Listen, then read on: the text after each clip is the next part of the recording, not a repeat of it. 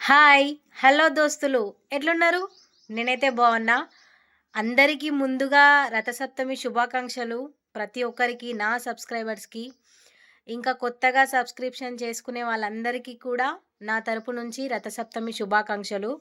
ఈరోజైతే నేను మీకొక చిన్న పూర్వకాలం నుంచి వచ్చే సాంప్రదాయాన్ని మీకు చూయిస్తాను. రథసప్తమి రోజు ఏం చేసేవాళ్ళో చూయిస్తాను చూడండి ఒకసారి. నాకైతే ఒకటి నా చిన్ననాటి జ్ఞాపకం గుర్తొచ్చింది. మేము చిన్నగున్నప్పుడు రథసప్తమికి ఈ ఇల్లు వాకిలి మొత్తం ఇల్లు మొత్తం శుద్ధి చేసుకొని, సాంపి జల్లి, ముగ్గేసి అన్నీ అయిన తర్వాత మంచిగా రెడీ అయ్యి గంగాపూర్ జాతర ఆ రోజే తేరు. గంగపూర్ జాతరకి మంచిగా రెడీ అయ్యి బండ్లు కట్టుకొని ఎళ్ళేటోళ్ళము. ఇప్పుడు అసలు ఎవరంటే వాళ్ళు బైక్‌ల మీద ఎళ్తున్నారు. అప్పుడు అలా గాదు. అంటే ఇప్పుడు మన చుట్టాలుంటారు గదా! వాళ్ళ చుట్టాలందరిని పిలిపిచ్చి మరీ గంగపూర్ జాతరకి ఎళ్ళేటోళ్ళం. ఎట్లా అది గూడా ఎద్దుల బండి పైన. ఎంత హ్యాపీగుండేదో తెలుసా? ఆ ఎళ్ళే వరకి చాలా టైం పట్టేది. మేము ఎర్లీ మార్నింగ్ ఎళ్ళేటోళ్ళము. ఎర్లీ మార్నింగ్ ఎళ్తే ఆడికెళ్ళేసరికి ఈవినింగ్ అయ్యేది. బండ్లు కట్టుకొని ఎళ్ళేటోళ్ళము. మా నాన్న అయితే చిన్నగున్నప్పుడు ఎద్దుల బండి మాకుండేది. అందులో మా పేరెంట్స్, మేము, ఇంకా మా చుట్టుపక్కల వాళ్ళు, ఇంటి పక్కల వాళ్ళు ప్రతి ఒక్కరు మా చుట్టాలెవరైనా వస్తే వాళ్ళని తీసుకెళ్ళేటోళ్ళము. తీసుకెళ్ళి అక్కడికెళ్ళి మళ్ళీ జాతర చేసుకొని 3 డేస్ ఉండేటోళ్ళం.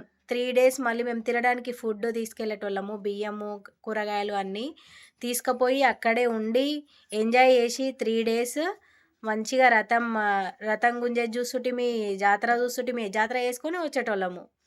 కానీ ఇప్పుడు అట్లా లేదు సిచ్యువేషన్ చాలా చేంజ్ అయింది. హలో ఫ్రెండ్స్, ఇదేంటి పిచ్చి గీతలు చూపిస్తుంది హలో ఫ్రెండ్స్ అని అనుకుంటున్నారా? అది పిచ్చి గీతలు కాదండి, రథము.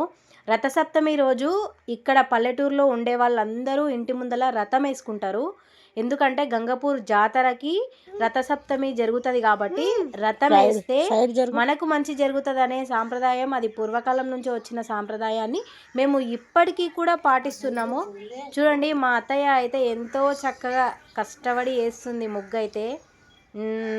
చూద్దాం లాస్ట్కి ఎంత మంచిగా వేస్తుందో ఎట్లా.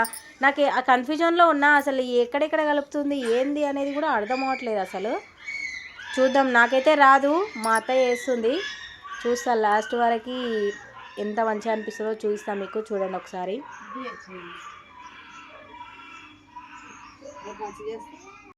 పైనుంచి కింది దాకా స్టెప్ బై స్టెప్ అనమాట ఇది. పైన హైట్ ఉంటుంది కదా, అది కిందికి మొత్తం డౌన్ అవుతుంటుంది, తక్కువ చిన్నగా వస్తుంటుంది. ఆ కింద 2 పయ్యలు వస్తాయి. పల్లెటూరు వాళ్ళు అయితే ఇట్లా జరుపుకుంటారు భయ్య రథసప్తమి అయితే. మరి మీరు సిటీ వాళ్ళు ఎలా జరుపుకుంటారో నాకు కామెంట్ చేయండి. పల్లెటూరులో అయితే ఇంత హ్యాపీగా కల్లాపు చల్లుకొని మంచిగా ముగ్గేసి స్నానం చేసి రెడీ అయ్యి టెంపుల్కి వెళ్తారు. ఇక్కడ అయితే గంగాపూర్ జాతర ఫేమస్ మాకైతే, మా తెలంగాణ సైడు. మొత్తానికి రథసప్తమి రోజు రథం అయితే వేసేసింది మా అత్తయ్య. చూడండి, కంప్లీట్ అయింది. నాకైతే చాలా అంటే చాలా అందంగా అనిపిస్తుంది రథం అయితే. నాకైతే రథసప్తమి అంటే ముందుగా గుర్తొచ్చేది మాత్రం గంగాపూర్ జాతర ఫేమస్. ఇక్కడ మహబూబ్నగర్ డిస్టిక్లో అయితే గంగాపూర్ జాతర తెలియని వాళ్ళు అస్సలు ఉండరు. చాలా అంటే చాలా ఫేమస్. అది కొన్ని ఏళ్ల క్రితం ఉన్న గుడి అది. కొన్ని ఏళ్ల నుంచి వచ్చిన సాంప్రదాయాలు చాలా ఉంటాయి అక్కడ. నేను కూడా వ్లాగ్ చేస్తాను మీకోసం, వ్లాగ్ చేసి చూపిస్తా చూడండి. Okay, thank you. Subscribe my friends.